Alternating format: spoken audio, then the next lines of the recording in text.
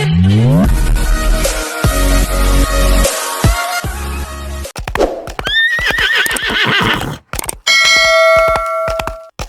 دفعہ کا ذکر ہے، ایک دور دراز ریاست میں ایک ظالم بادشاہ حکومت کرتا تھا۔ وہ نہایت سنگ دل، لالچی اور اپنے طاقت کے نشے میں چور تھا۔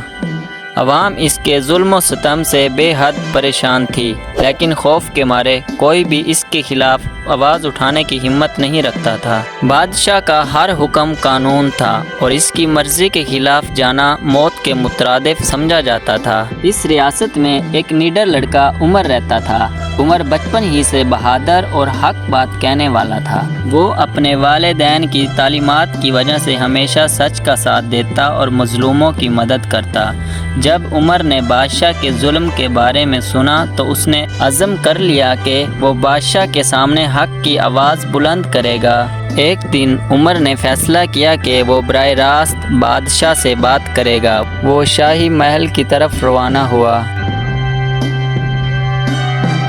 راستے میں لوگ اسے روکتے رہے اور خبردار کرتے رہے کہ بادشاہ کے سامنے جانا موت کو دعوت دینے کے مترادف ہے۔ وہ محل پہنچا تو بادشاہ کے سامنے پیش کیا گیا۔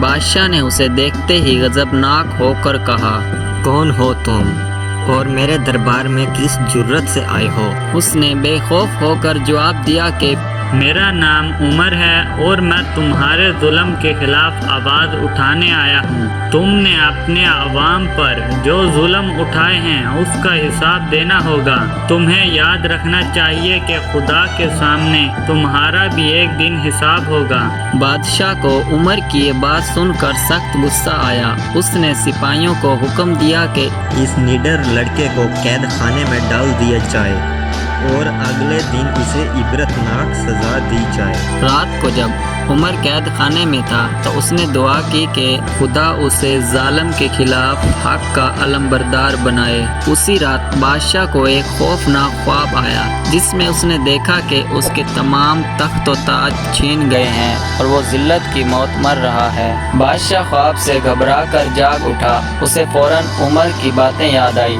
صبح ہوتے ہی اس نے عمر کو دربار میں بلایا اور کہا، تمہاری باتوں نے میری آنکھیں کھول دی ہیں۔ میں نے خواب میں دیکھا اگر میں اپنے ظلم کو نہ روکوں تو میرا انجام بہت برا ہوگا۔ ابھی بھی وقت ہے۔